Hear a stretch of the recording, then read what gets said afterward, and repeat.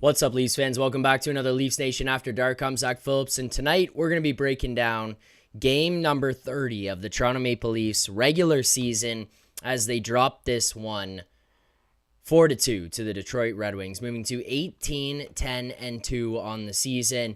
And I know we had Nick on not too long ago, and I was asking him about, panic levels and are you worried? And he was telling me, no, I'm not. It's another regular season game. I'm not too panicked because it doesn't matter until the playoffs. I'm here to tell you, after a game like tonight, there is a little bit of worry starting to creep in, and it's not about their ability to make playoffs or anything like that. It's about who they are and what they will be when we get to the playoffs. So we'll dig into all of that here tonight on the show. But before we do, you guys know it already. This broadcast is a presentation of Bet365, proud partner of the Leafs Nation pregame and the Leafs Nation After Dark. Open an account with Bet365 today and bet on a huge range of markets. Use code NATION, N-A-T-I-O-N. That's code NATION, N-A-T-I-O-N, all caps. Whatever the moment, it's never ordinary at Bet365. Shout out to Bet365 there, obviously, making our pregame best bets over at Bet365, and has not been going so well for us. Better for Bet365. But, Leafs moved to 18-10-2 here on the season, and I know that there was an element of excitement, especially myself included, where it was like, hey, even in these games where you're not playing that great, you're going to find ways to win them, and I do think that there's something to that. That's awesome. That's wonderful. But I had mentioned numerous times, and it was something I was worried about, is this going to be a long-term trend? Is this going to be something this team does regularly and allows to be part of their game on a day-to-day basis, on a consistent basis? Are they going to allow this stretch to go 3, 4, 5, 6 games? And I didn't think that it would happen under Craig Berube, but right now, after a game like this against the Red Wings, and it's not necessarily like they played horrible here tonight, so I'm not really worried about this game in general, and oh wow, they played awful, but it's like you didn't find a way to snap this. And in this game, maybe I'm completely off base here. I don't know where you guys are at, if you agree on this one or not, but this was very much reminiscent of Leafs of old.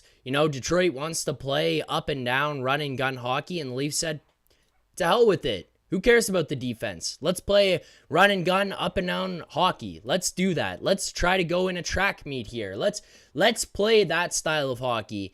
And I thought that was a frustrating thing here, because that's not what this team has done over the last little while.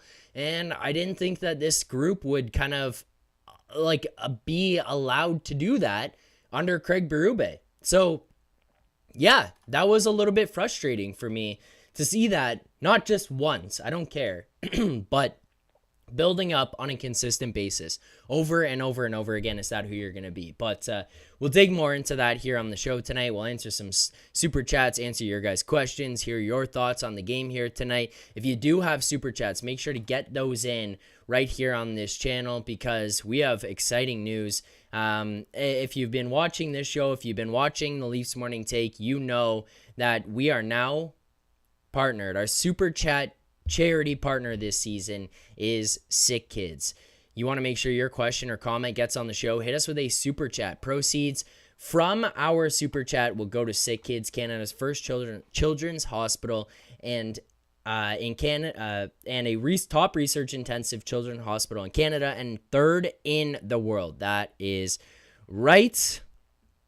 Make sure to get those in over right here on the Leaf Station 401 for Sick Kids, in support of Sick Kids. Now, if you are not aware of how a super chat works, if you're not aware of what this is, Very simply put, super chats are a way to monetize our channel, which a part of the YouTube partner program, which we are a part of.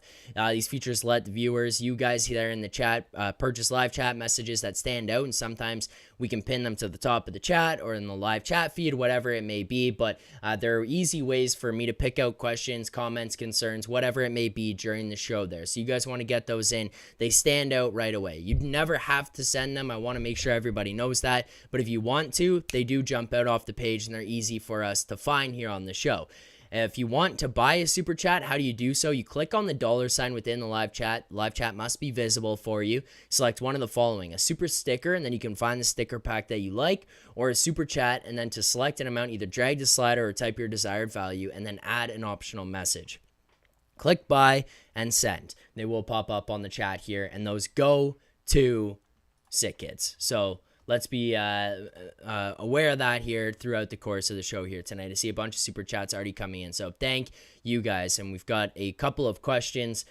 Just want to get this out off the top. The reason the show started late here tonight as well, there are some technical difficulties on my end that if you look at my desk right now, it's a nightmare. There are cables and everything everywhere. I was trying to go live, getting everything ready, and basically like all of a sudden software is crashing, camera's not working, mouse isn't clicking, the thing that I usually use to click all my animations and everything, it's not even turning on. So we got to figure this out ahead of the show here tomorrow. Basically hope that Amazon, as they show up as quick as they say they do before tomorrow's show.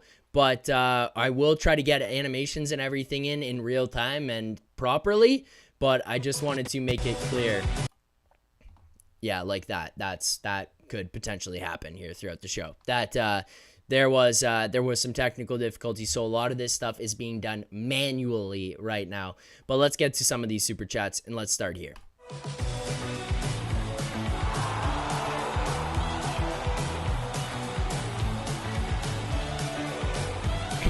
Super chat from Jeff McKay. Jeff, thank you very much for the super chat. Jeff says, this team can't complete a pass, and I know Mitch had some good moments, but he was making a lot of passes into the feet of the Red Wings a lot tonight. Mitch had a weird game. I thought for the most part Mitch was really good here, but there were some moments of what the hell. Particularly two that stood out to me was right after they killed off his penalty, which I don't blame him, by the way. He was awesome on that penalty kill, has a great chance on the breakaway, comes back down. Ultimately, I think that was just unlucky. He tries to pick that thing off from Debrincat, and it's not even like his stick got in between his feet. Like, his stick caught his back leg that was already in the air. Mitch was arguing it. I don't think there's need to argue it. It was a trip. Like, you tripped him. It's not a dive, nothing. You tripped him. But it was just unlucky. Comes out after the penalty, after it gets killed off, and there were two passes. One, he is curling back towards the blue line, and as Leafs players are trying to enter into the zone, in the offensive zone, he fires like a no-look, waist-height saucer pass on his backhand, trying to hit somebody curling into the offensive zone at full speed. Like, no need for that. If you're going to make that play, just rim it around the boards and just get it in and allow those guys who are entering the zone with speed to go down there and attack with pressure, attack with some momentum. That was a dumb one. There was another one that followed up right after where he's just trying to force a pass across in the offensive zone yet again. That was just, there was no need for it to happen. So a couple weird ones. I'm not going to harp on him too much here tonight because I think ultimately he played a pretty good game outside of that. I know Matthews got on the board here tonight and he had a couple of chances. That line did not seem that dangerous altogether throughout like the full 60. Mitch, I think, had a pretty good game. He jumped out to me for the most part there. Some of it was defensively. A lot of it was penalty killing for him as well. But offensively, that line was not like screaming offense, which is a weird thing to say in a game where Matthews scored and Nye scored. I thought the best offensive line that this group had here tonight was that Pacioretty, Tavares, Nylander group that they were putting out. I thought they were very dominant. Strange game. Next super chat.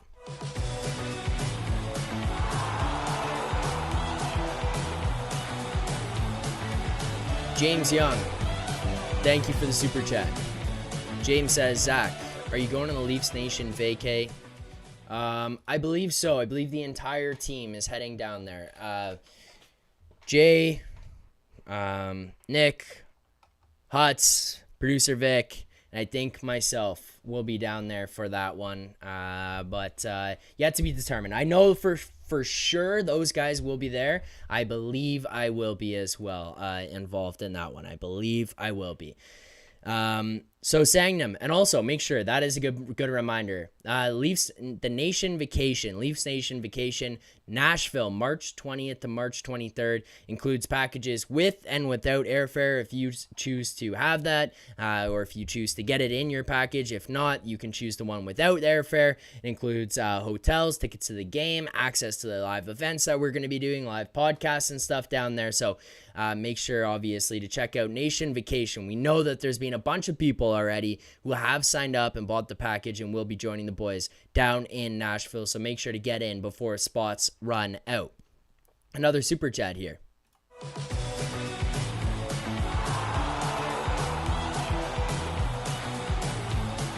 So Sangnam with the super chat. So Sangnam, thank you. And again, remember, proceeds go to Sick Kids Charity. If there's ever a reason to super chat, sending the money to Sick Kids would for sure be a reason in my books. Super chat here from So Sangnam. He says, yet again, another one-goal game in which they weren't impressive, but teams across the league are giving up 5-ish goals on a regular basis. The Leafs aren't. More growing pains of the new system, in my honest opinion. I get it. I understand the sentiment there, but this one tonight just felt more so like Leafs of old. You know, there were old habits that broke out there. First period, track meet. You're not trying to shut things down, pick your pace, slow it, like really grab a hold of the game from that standpoint and say, hey, this is how we're going to play. Detroit wants to go up and down against you, and the Leafs said, yep, let's go up and down. And they were basically in a track meet up and down the ice for the first period.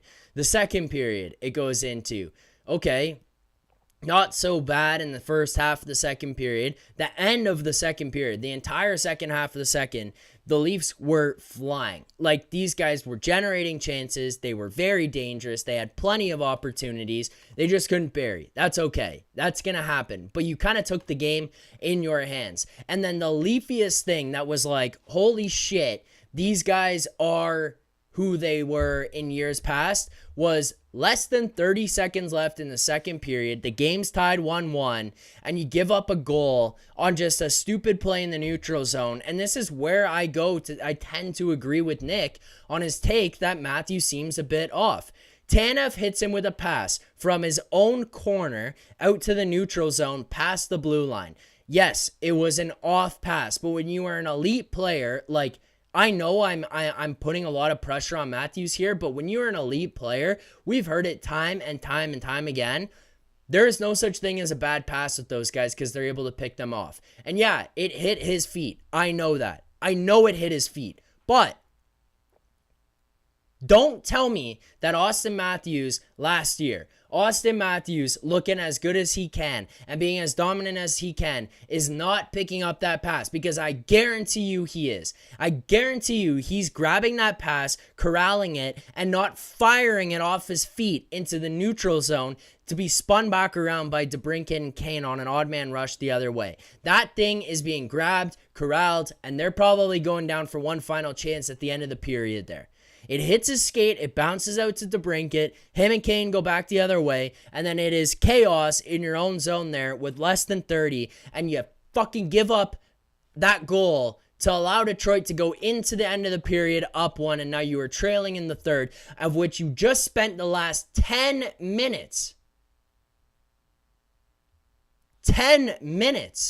of that second period basically taking it to the Red Wings, just not able to bury on chances. You're thinking, hey, we're building in the right direction.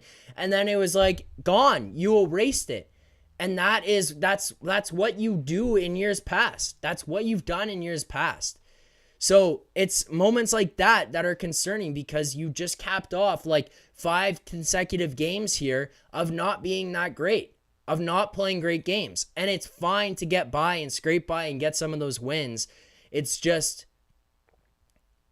don't let that become a thing. And ultimately, this is where the frustration comes in. 6 1/3 is going to come in here and be pissy pants tonight because, oh, you're upset about the game. You're upset about this result. Oh, the team's 18-10-2, whatever. Oh, he scored tonight. Oh. The team that plays like this loses in the playoffs every fucking year in the first round. They have no success. They go to game 7 and then it's out. And when you start to watch the team of years past that does that time and time and time again, what is there to give you hope about this group? About these guys being able to push it over the top? Because I had that hope. I was watching them saying they're different. And then when you go on an extended stretch like this of these 5, 6, 7 games that start to happen, that's where frustration starts to creep in.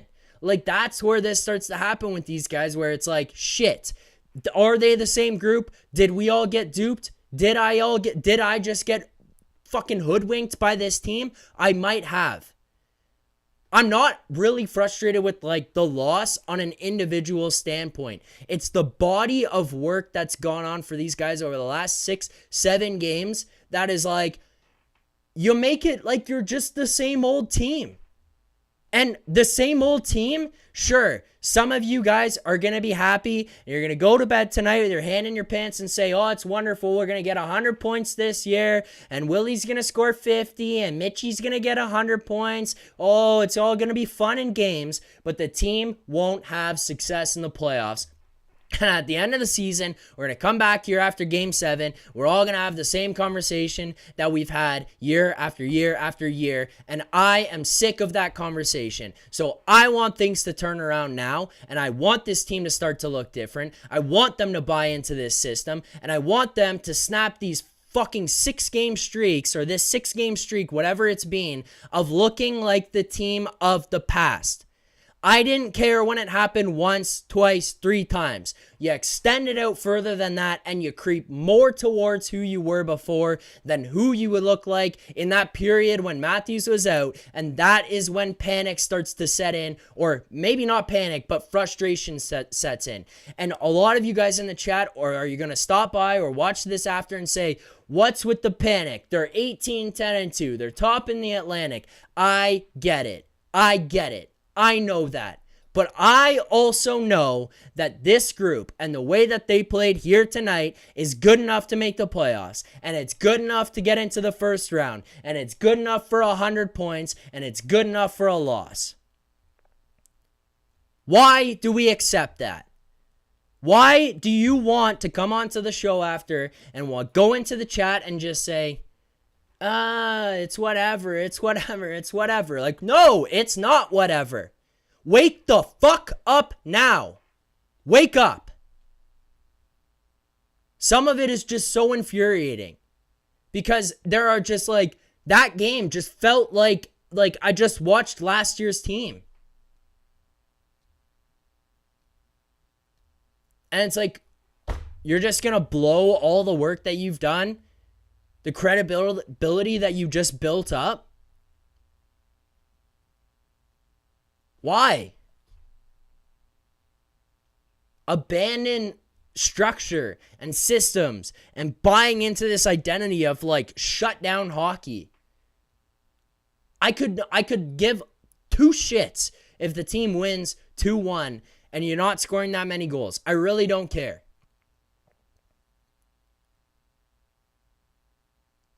Nick said he wants to see the process, and I agree with that, and I'm okay with growing pains.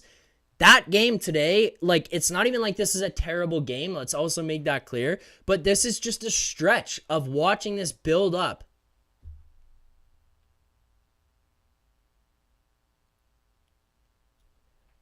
I don't know.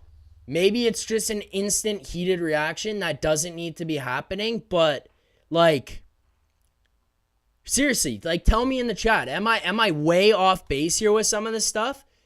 Because I don't feel like that, right? Like, I feel like this is a warranted reaction to a terrible stretch of games from this group that basically hoodwinked us to think that they were different. And then said, watch this. 34 comes back and we'll go right back to who we were previously. We'll go right back to last year. I don't get it. Why do you allow that to happen? Maybe the conversation needs to be had at some point here that just this group of guys just does not work together.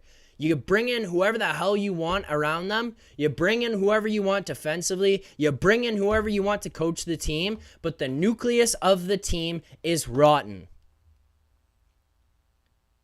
You could bake a cake with the perfect ingredients. But if the milk is spoiled, then the whole thing's going to taste like fuck. And maybe that's what's happening here with the Toronto Maple Leafs. 9 years, they said, we'll change the flour, we'll change the sugar, we'll get a different Betty Crocker's. But ultimately, the milk that's going in tastes like shit. And the cake stinks.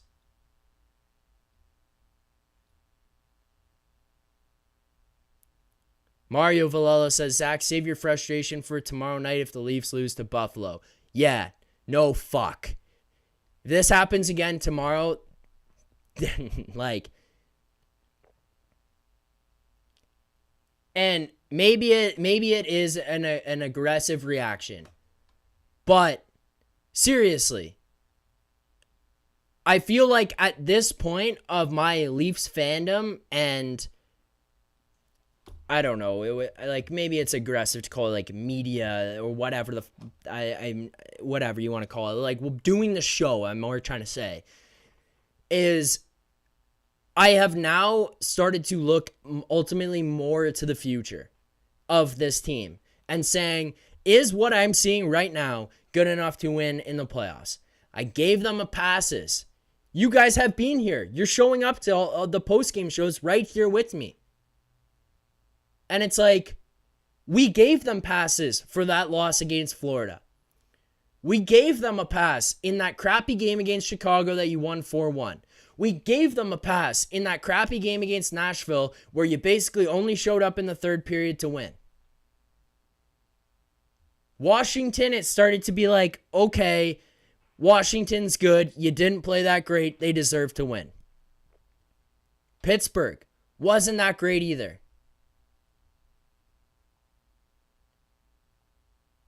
And then it's like, okay, now we've gone, no good against Florida.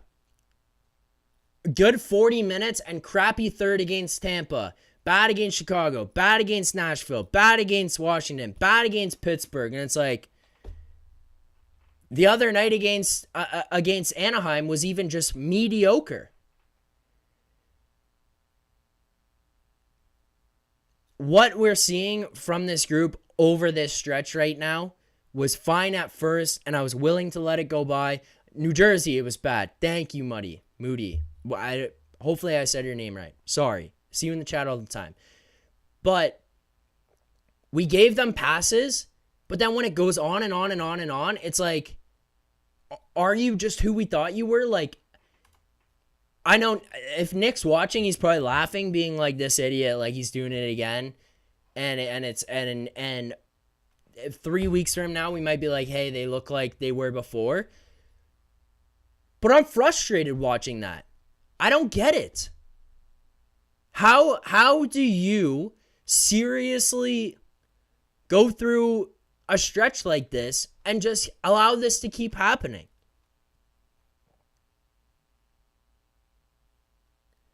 I don't get it.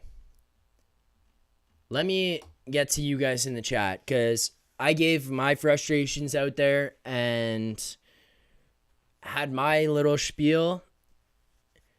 Gonna goddamn lose my voice before we even get to Buffalo, and if we get to Buffalo and they play like that tomorrow, and honestly, like, it's not even like it was that bad. It was just Leafs of old, and it was like, with Leafs of old, yeah, you're gonna have games where you lose like that to Detroit.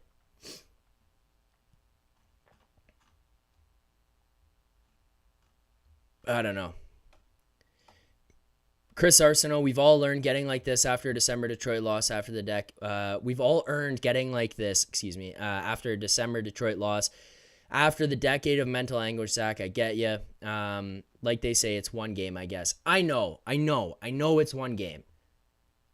I know it's one game.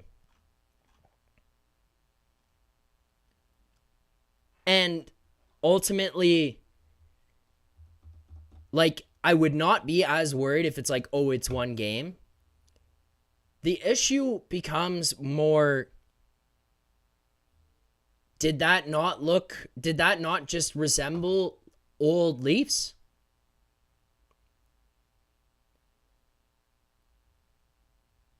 Like, did that not just give you flashbacks to who they have been for the last 8 years of these guys? Because it did for me. So I know it's one game. And it's not just tonight. But it's the fact that it's been like 6 games. That's frustrating. That's frustrating. We've got another super chat here.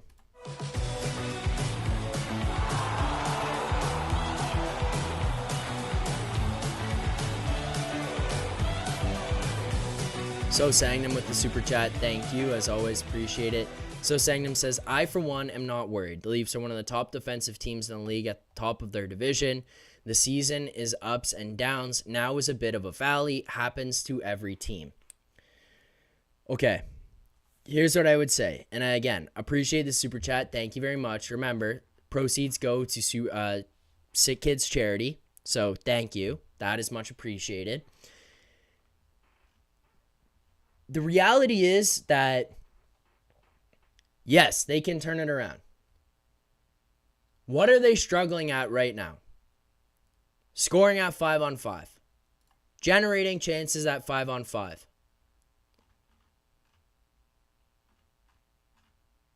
What do you struggle with in the playoffs? Scoring at 5-on-5. And then they also stink at the power play. You know what they're doing right now? Struggling at 5-on-5 and stinking at the power play, but your defense has gotten better. The defense ultimately has never really been too big of an issue come playoff time. And like tonight, do you think defense was really the reason that they lost this game? I don't think so. I think they're a good defensive team. It's just ability to score, take over games, dominate, and kind of stick in these ones and just put your mark on the game. Like, they lack that ability. So, and now also, like, part of it is define panic. Because, am I panicked that they're going to miss the playoffs? No. They're not. They're not going to miss the playoffs. They're going to make it to they're going to make it through the season. Probably be one of the top teams in the Atlantic. But it's, in my mind, if you have that shit going on, when you get to the playoffs,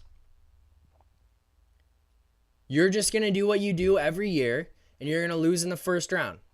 And that is why my frustration sets in now, is because I'm looking ahead to what could potentially go down then. That's a scary thought. That is a frustrating thought. And I just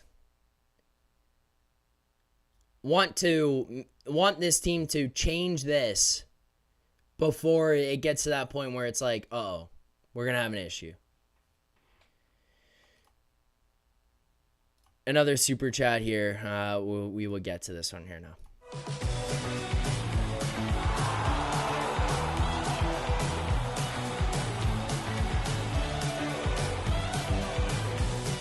Tony Van Dinther, thank you for the super chat. He says, for sick kids, the hospital, and our captain. Thank you for the super chat, Tony. Appreciate it. Our man, Zack, look at the game. Domi missed at least 3 passes from his line mates. there was a lot of missed passes here. There was a lot of kind of discombobulation that was going on. And it's not just tonight. It was,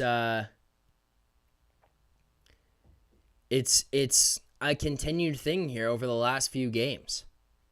That's leading to this, like, mediocre play with mediocre results. That kind of makes what they did in that stretch without Matthews feel like it was completely fraudulent. Like they've abandoned what they did in that period of time. Like they all rise to the occasion when the big boy's out and he comes back and everyone's put off the gas. Some sloppy play, bad decisions, not playing like smart, simple hockey. You know what? One of the things that I heard, like, and I'm not exaggerating, like maybe 5 or 6 times tonight. I'm not kidding. If you wanna actually check this, like, be my guest. I might be off on the exact number. I think it was like 5 or 6 times. I heard them on the broadcast, whether it was Craig Simpson or Chris Cuthbert, say, "Oh, that's not gonna make Berube happy. Berube's not gonna like that. Berube will be upset about that."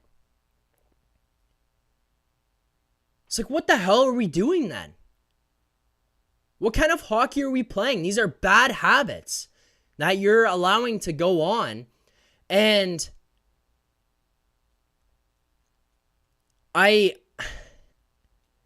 think it was Hutz that we had on who was saying it's the internal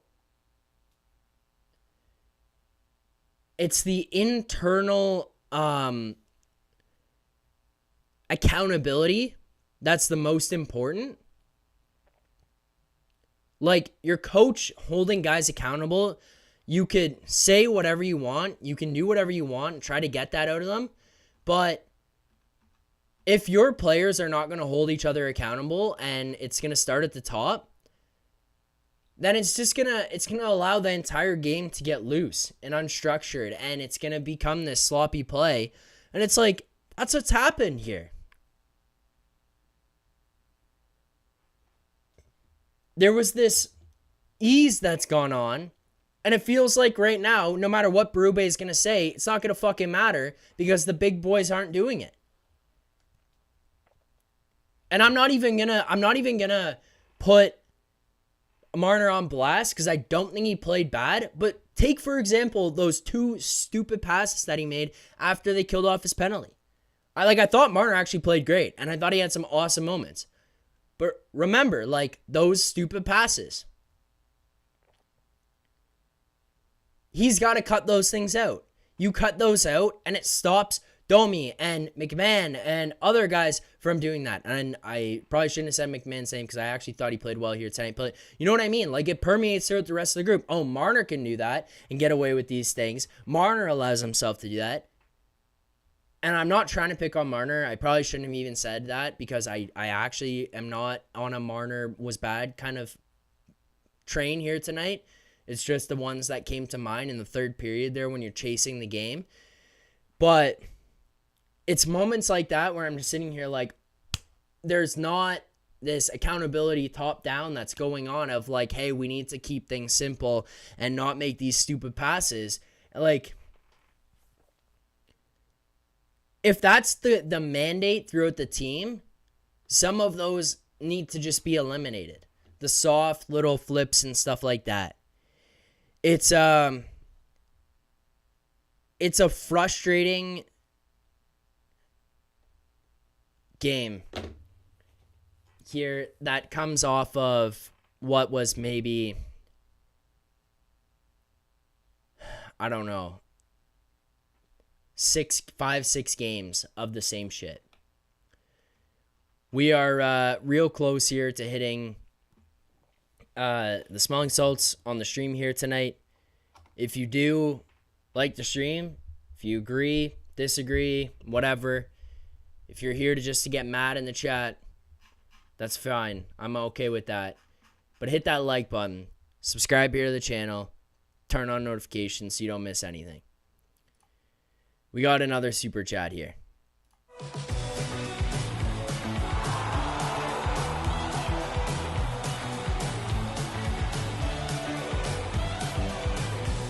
Thank you all for the super chats here tonight. Greatly appreciated. Remember, especially we're getting to the holiday season here. All proceeds from the super chats go to Sick Kids. Thank you guys very much for sending those over.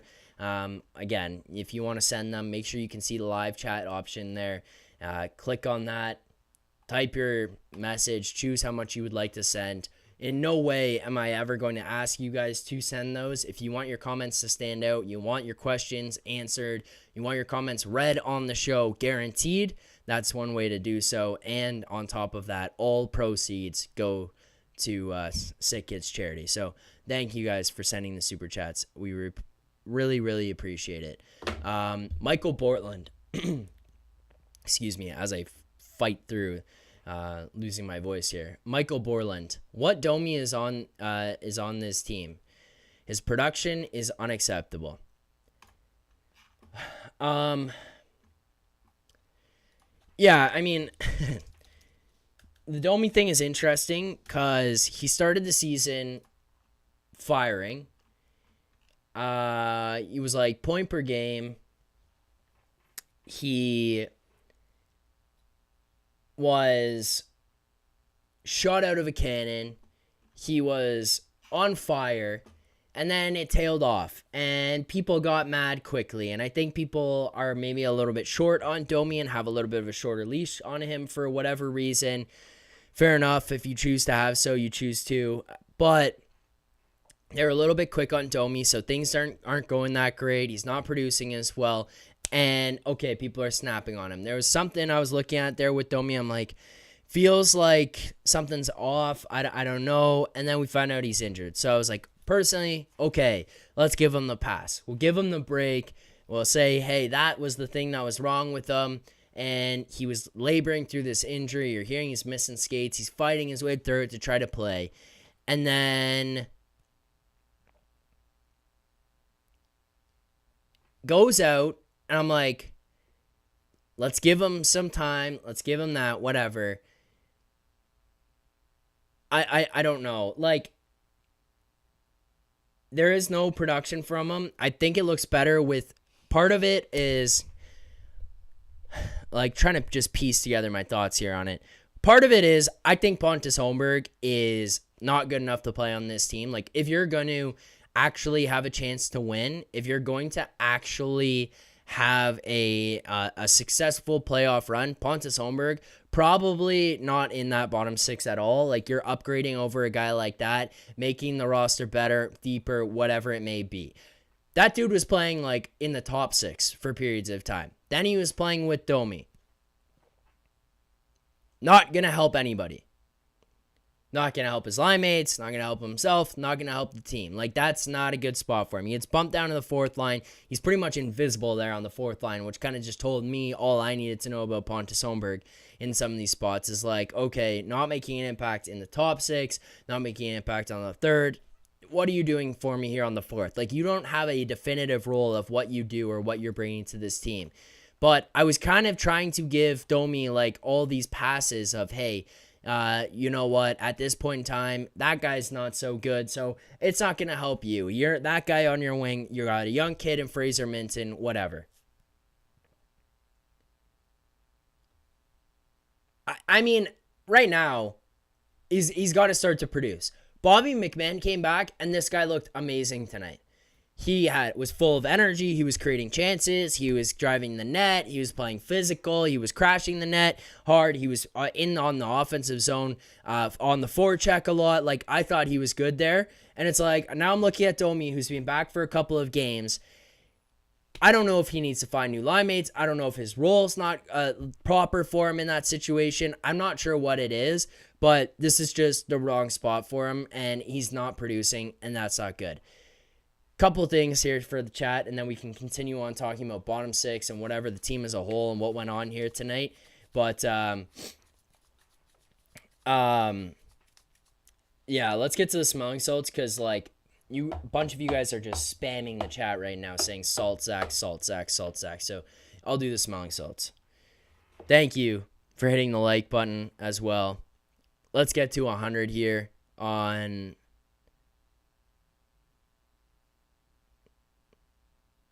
What did I just read from Dean Youngblood? Every Sunday I eat duck, chest, and expensive red wine. All right. Thank you for hitting the like. Let's get it to 100 here. Here are the smelling salts. Whoa.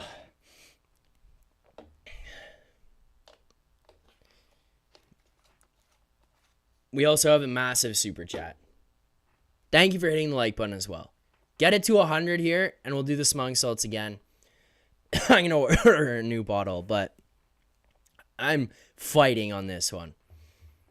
I'll do one more for you guys. One more incentive to get it to 100 if you haven't already liked the stream. There you go. Stream wasn't working before we came on. What a fucking nightmare. Camera wasn't working. Mic wasn't working. This panel I got beside me wasn't working. Software wasn't working. I got a text from my dad. He was in the chat here apparently. I didn't see him, so that's probably the first ever chat that he sent live during the show. If anybody else caught him, good for you. It probably was him, but he texted me and said, "Did you see my comment?" No, I didn't. I'm sorry, but he was in there. I missed it. Maybe it was when I was yelling and screaming incoherent thoughts for 20 minutes straight. But shout out to him for being in the chat here tonight. We got a super chat. I don't want to let this one go by. It's a massive super chat.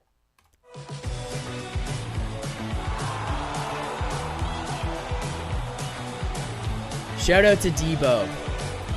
Debo for the super chat here.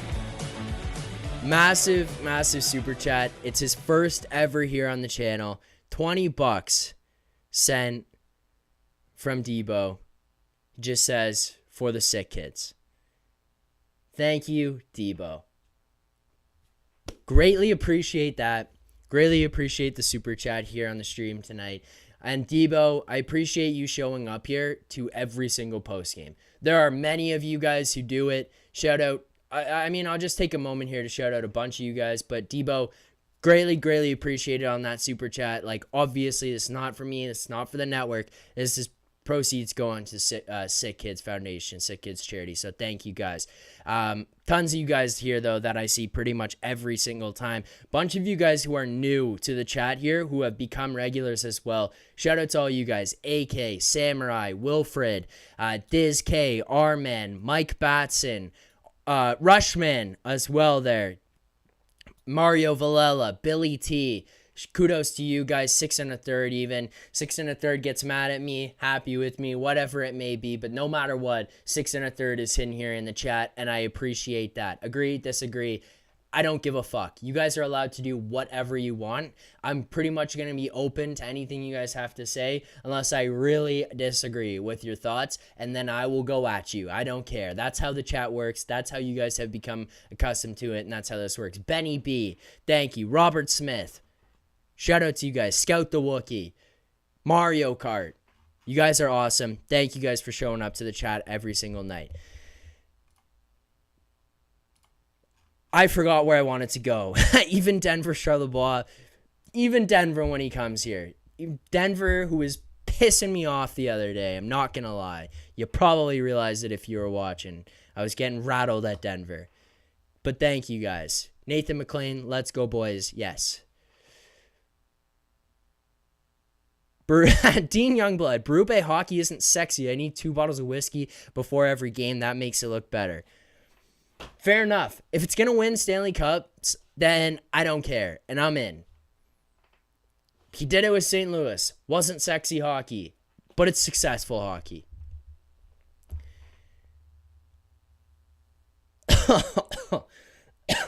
You guys are ridiculous in the chat.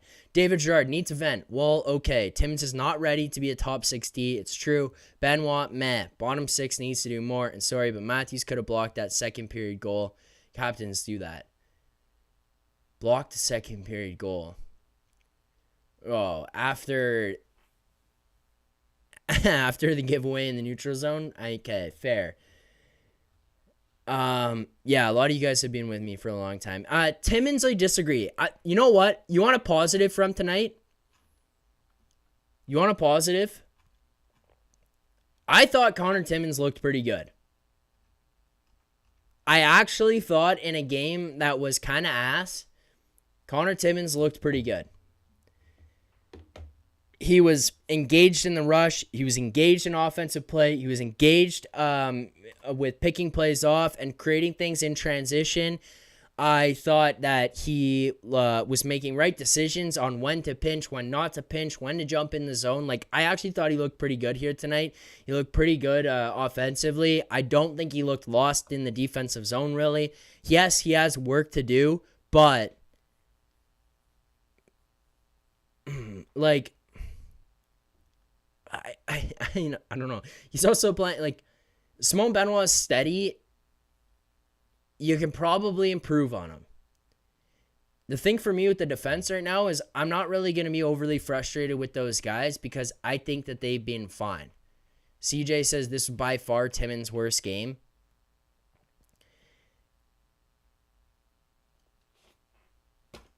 I don't know. I don't think so. I thought the game that he played,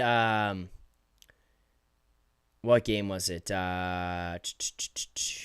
Was it Pittsburgh?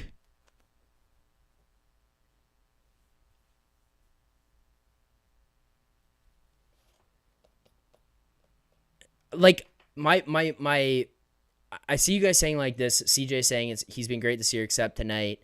Mike Batson says Timmins wasn't good. Whole defense was shaky tonight. I guess my disagreement, because there was a couple comments about him being like really bad tonight. I guess my disagreement on this is just like, I thought he was fine defensively, not as good as he's been previously. And I noticed him jumping off the page offensively where he was like actually pushing things and starting to make things happen in the O zone. So I guess that was where it was kind of standing out to me here tonight from him. We'll get to something with the defense there because I saw a comment from our man, and I'm not going to pass it up. I will answer it, but we do have a super chat here first.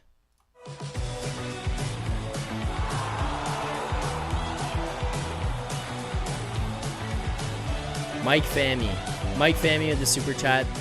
Thank you, Mike. He says, for the kids. Thanks, Mike. That's a massive super chat there as well. Bunch of you guys sending some real big super chats. We appreciate it. And remember, proceeds go to sick kids. So thank you guys very much. Oh, Mike's bringing it up here as well. I didn't even pre-read this. That's my bad. Saw it. Our man sent it earlier. Mike's bringing it up here now. For the kids, I have had about enough that I can take with Morgan Rielly and his non-existent play. His efforts are lackadaisical. Mike, our man, I'm kind of there with you.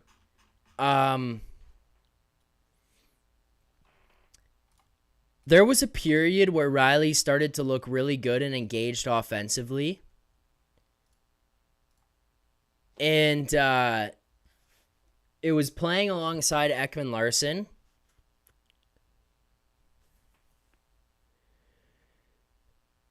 And then when they had to change things up with the McCabe injury, it was like he kind of reverted back to old Rielly.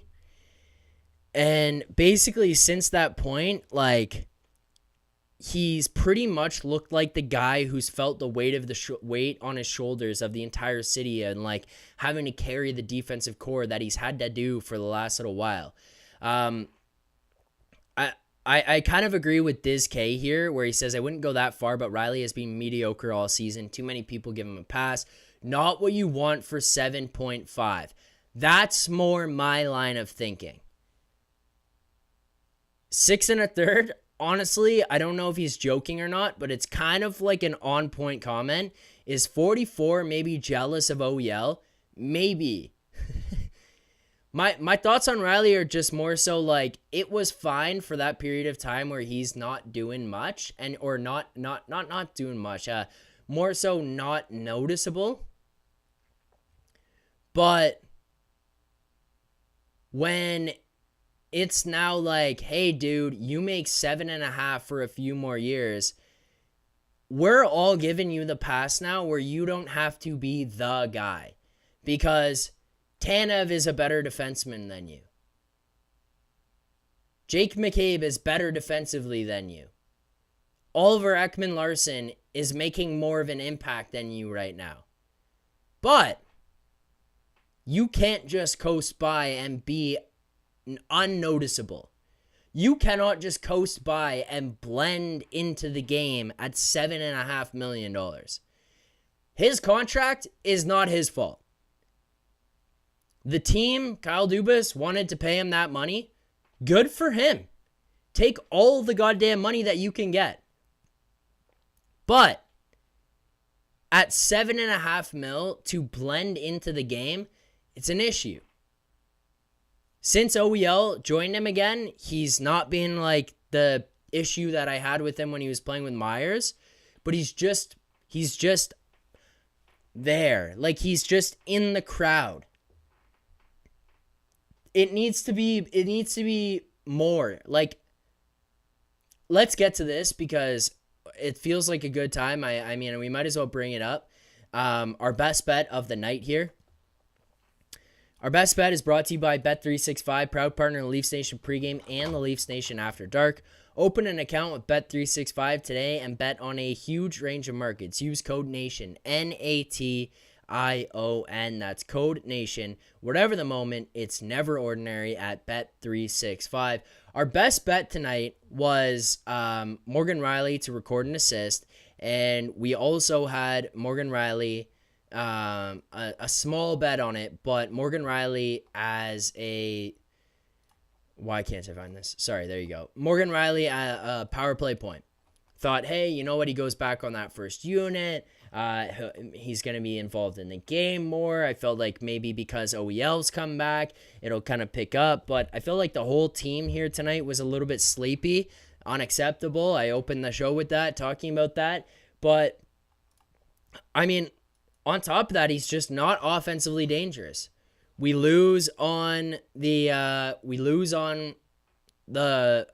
assist. We don't get that. We lose on the power play point. We don't get that. He's just blending in. I thought tonight was a perfect night for him to kind of stand out and maybe make his mark on the game, and never really happened. I'm sorry about that. We lose both those bets. Hopefully you played the units responsibly in the same way that we've been going about it all season. We are unfortunately here now down a little bit more as we've lost a few in a row. But as I can't even do basic math, there we go. We're down now 2 units on the season. This has been a bad little stretch over the last little while. Like, just a bad little stretch for the last little bit that has put us behind the 8 ball. But, like, Morgan Rielly was getting priced at the same numbers that he was getting priced at when he was playing with Philippe Myers. And when he was on the second power play, he gets pushed up to the first unit and nothing's going on for him. I don't understand how...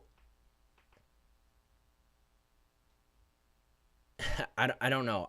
The more I think about it, it's like, why is he the one who's out there on that power play running it? He's just kind of another guy out there amongst it. Feels like OEL maybe is more dangerous. Better feeding pucks through. More of an offensive threat. I don't know.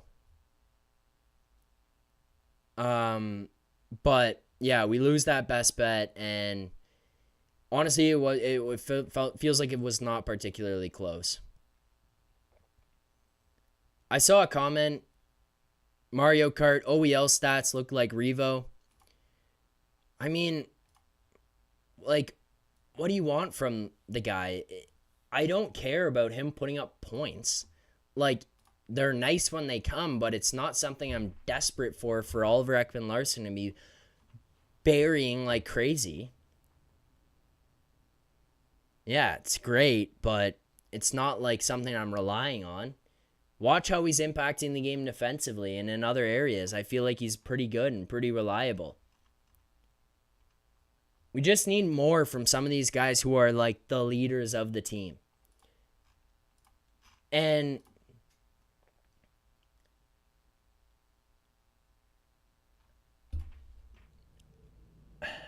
you know what? I'm going to double down on it a little bit.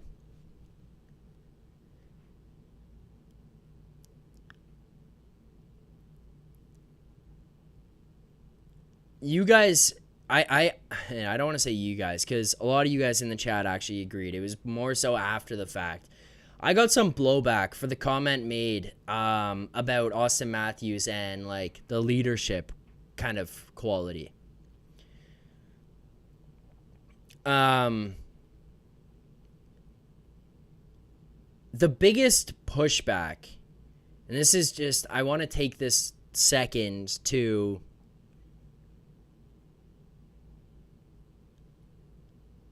I want to take this second to kind of respond to it and say, look, think about it. The biggest pushback to my comments about Matthews and the leadership was, oh, look how many points he's had since returning. Look how many goals he's got since returning. Wonderful. This team needs, like, a leader. And you want it to be one of your big guys. You want it to be one of those guys who's, like, paid the most, probably plays in the top, whatever. But tell me, seriously, when have you been watching him and said, yeah, that guy is, this season, is dragging you into the fight? I'm not talking about how good of a player he is. I'm talking about the leadership and wearing the C and being the guy to drive it from the front. Just because he's an amazing goal scorer and puts up points does not coincide with being the leader that drags you into it. Like Nick Foligno in Columbus. Gabe Landeskog is the captain in Colorado. McKinnon and Rantanen are far better. But Landeskog is the guy who drags you in. 6 1/3. I think AM34 is going through a growth period that will ultimately make him that guy. What growth? It's year 9. Like, Brady Tkachuk, Matthew Tkachuk, they drag you in the fight. Who the fuck is that guy here? Who is the guy who's saying, we gotta go, we gotta get on our horse and we gotta go? Max Pacioretty does it, and then it's like, it's like,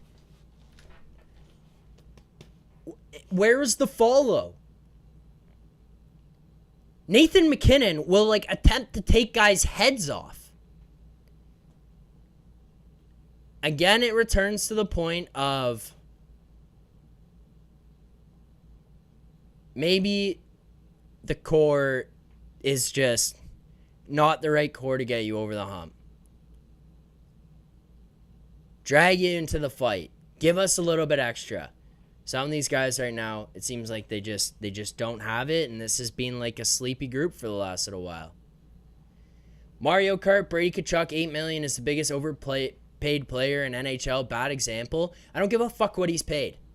I would die for that guy to be on the Maple Leafs and drag you into the fight and be surrounded by good players like this.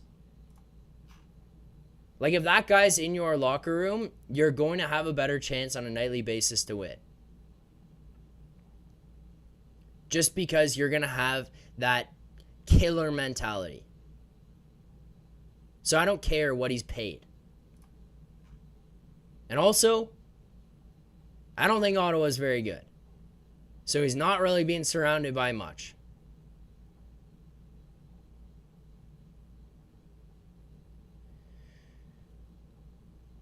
All right. Let's get to our last couple of things. AK can't turn a house cat into a jungle tiger. He's soft, got the C for marketing reasons. Sell jerseys. Maybe. Also, another comment that was in here. I think it was Gord said that he can't tell the difference between Domi and Robertson. Fair. Right now, fair.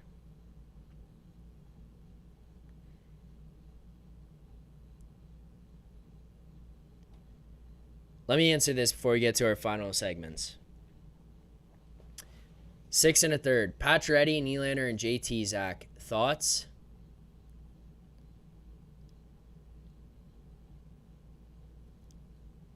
I think that line was the best line the Leafs had tonight. Offensively, tonight they were a little bit leaky defensively, but every time I was watching them, at least for the first period and like second period, I thought that they were real good. Real good tonight.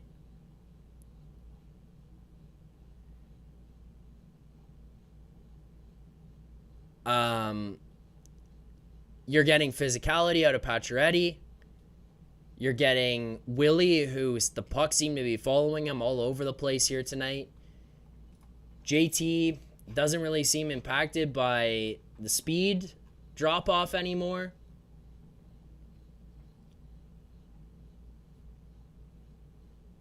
I thought that line was good.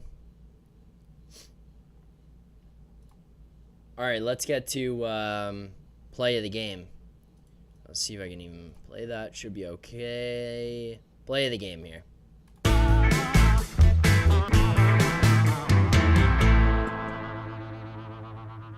Play of the game for me is...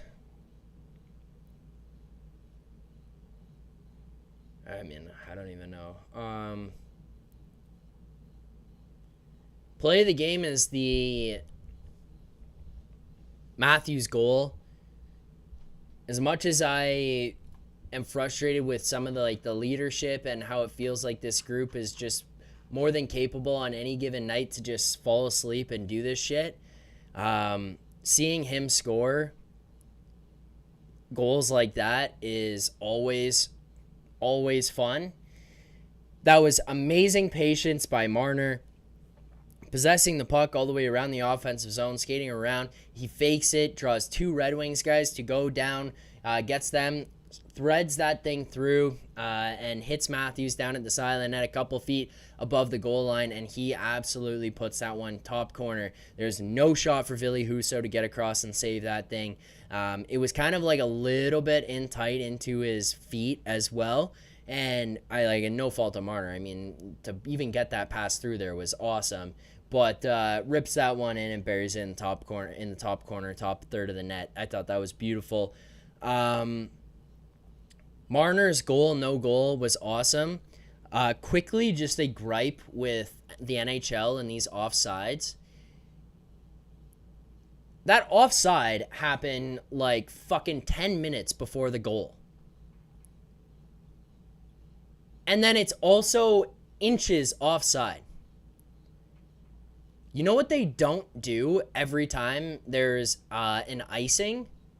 Is zoom in on the goddamn play and see if the player was all the way over. If you have to zoom in and go frame by frame by frame by frame to see if a guy is offside, we probably got an issue. I don't know if the easiest way to do this is with VAR, because they seem pretty capable of doing it in soccer, but that goal aside, it's a waste of time in hockey. Flag that shit down right away and put an end to it. The offside is outrageous. To go back a minute and a half before a goal is scored and zoom in on offsides is insane. It's offside. That goal was offside. No issue with that. It's more just this thing as a whole is so frustrating to have to watch back and see over and over again where it's here we go. Let's go to our goddamn 720p cameras that can barely catch this thing, and it going frame by frame by frame by frame to see if a guy was offside. It's a fast-paced game. Frustrating. I don't know. It's more so just it takes so long, and it's oh, Detroit's looking to challenge this one. I'm for what? Oh, something that happened a minute ago. And now we have to watch a minute of play, a goal happen, go back, watch the cameras again, check this replay out, call back to the video room, call back to the refs, call no offside or call offside or no offside. Oh, it was offside. Reset the clock a minute back to when you went offside and play that minute again. Matt Duchene legit screwed the NHL with that because he was 6 feet offside. And it's hard because, like, how do you narrow that down? Like, if a guy's offside, then yeah, that should be an issue, like the Matt Duchene one from years back. But, like, those ones are just so inconsequential. All right. Final thing of the night here. Let's get to our grade of the game.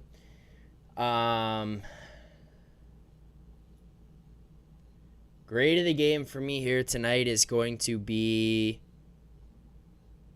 a C+. Could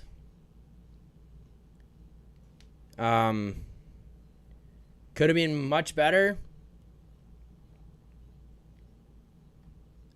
The games like that are frustrating.